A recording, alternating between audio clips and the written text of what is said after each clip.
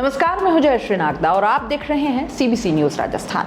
आपने आए दिन ऐसी कई वारदातें पढ़ी और सुनी हो कि आज फला जगह उस लड़की के साथ दुष्कर्म हो गया, आज वहां एक बच्ची दुष्कर्म का शिकार हो गई।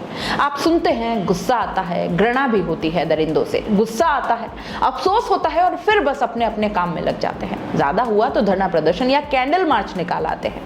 यही कर सकते हैं हम, यही हमारे बस में है, क्योंकि बाकी का काम कानून और न्यायालय के हाथ में है, हम बेबस हैं। लेकिन क्या आपने कभी सोचा है कि दुष्कर्म के बाद उस लड़की जो पीड़िता है और उसके परिवार पर क्या कुछ गुजरता है? वो हर रोज कैसे हजार मौतें मरते हैं, किस नारकीय जीवन से उन्हें रोज दो चार होना पड़ता है। उस हादसे को आप और हम तो एक दो बार गुस्सा करके रह जाते हैं, लेकिन वो परिवार और पीड़िता खुद हर लम्हा वो हादसा जीते हैं, वो दर्द महसूस करते हैं।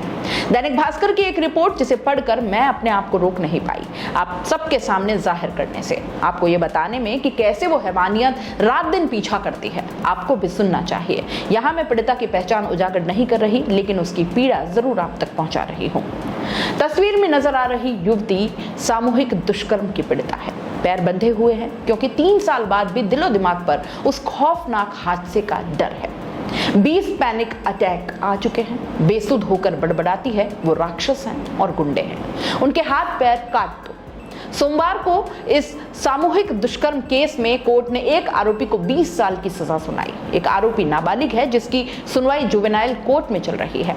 मंजू, जो कि बदला हुआ नाम है, कभी भी उसको पैनिक अटैक आ जाता है, बेसुध होकर बड़बड़ाने लगती है। 17 अगस्त को भी इसी तरह तबीयत बिगड़ी और घर वालों पर वो हमला करने लगी। ऐसे में डॉक्टरों को उसके पैर बेड से बांधने पड़े। वो बार बार उस घटना को याद कर अग्रेसिव हो रही थी और इस बीच पिता ने जब पूछा कि बेटी क्या हुआ, तो कहने लगी, मरी हुई को और क्या मारोगे?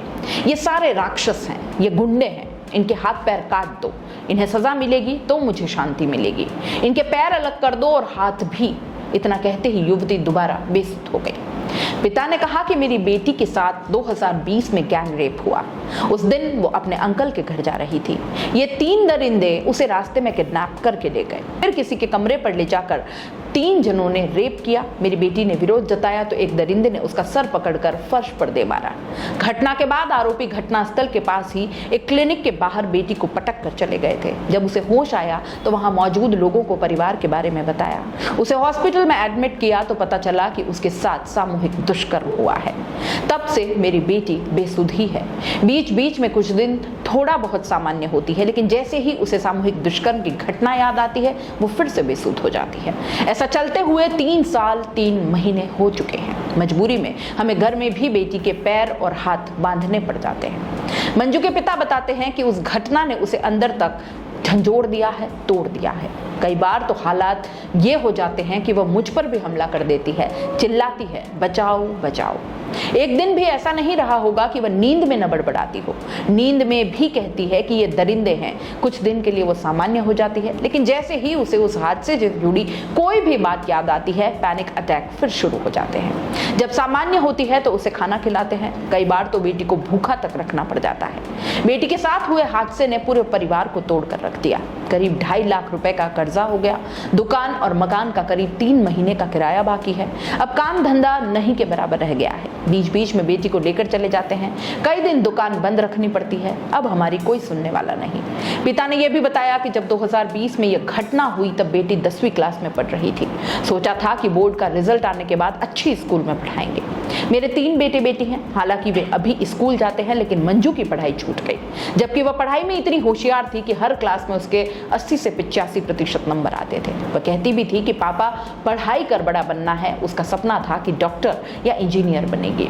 अब वह स्कूल नाम से भी डरने लग जाती है। उसकी सहेलियों ने भी उसका साथ छोड़ दिया है। कई बार ये हालात हो जाते हैं कि वह माँ और अपने भाई बहनों को भी काटने के लिए दौड़ पड़ती है। भाई बहन भी पास रहते हैं तो वह चिढ़कर उन पर चिल्लाने लगती है। बहन की हालत देखकर कई बार भाई बहन भी रोने लगते हैं। अब हमारी भी स्थिति ये हो गई है कि बेटी को लिए लिए अस्पताल से घर, घर से अस्पताल घूम रहे हैं। चिंता दूसरे बच्चों की भी है कि आखिर उनका क्या होगा। अलवर जिला अस्पताल के साइकियाट्रिस्ट डॉक्टर नरेंद्र कुमार का कहना है कि हमारे पास जब भी ये बच्ची एडमिट होने आई है, इसी हाल में आई है। इसे साइकोसिस और पोस्ट ट्रॉमेटिक डिसऑर्डर है। साइकोसिस के दौरान मरीज को नींद नहीं आती, डर लगता है और गुस्सा आता है, मारपीट भी करने लगता है। कई केस में घर वालों को भी नहीं पहचान पाता है और इस बच्ची के साथ भी ऐसा ही कुछ है। इसका एक कारण यह भी है कि बच्ची का फॉलोअप बराबर हुआ ही नहीं। यदि लगातार दवाई देंगे और काउंसलिंग होगी तो बच्ची सही हो सकती है। पोस्ट ट्रॉमेटिक डिसऑर्डर में मरीज पुरानी घटनाओं को याद कर डरने लगता है। इसके लिए जरूरी है कि पेरेंट्स बच्ची को स्ट्रेस फ्री वातावरण में रखें और उसे इस हालत से निकालने में मदद करें। विशिष्ट लोक अभियोजक रोशनुद्दीन खान ने बताया कि 10 मई 2020 को घटना के दिन लड़की की उम्र 16 साल थी। माता पिता मजदूरी करते हैं, मूल रूप से बिहार के रहने वाले हैं और 12 साल से यहीं रहते हैं। इस वारदात का मुख्य आरोपी प्रशांत भिवाड़ी का रहने वाला है। कोर्ट ने 20 साल की सजा सुनाई है और 33,000 रुपए का जुर्माना लगाया है।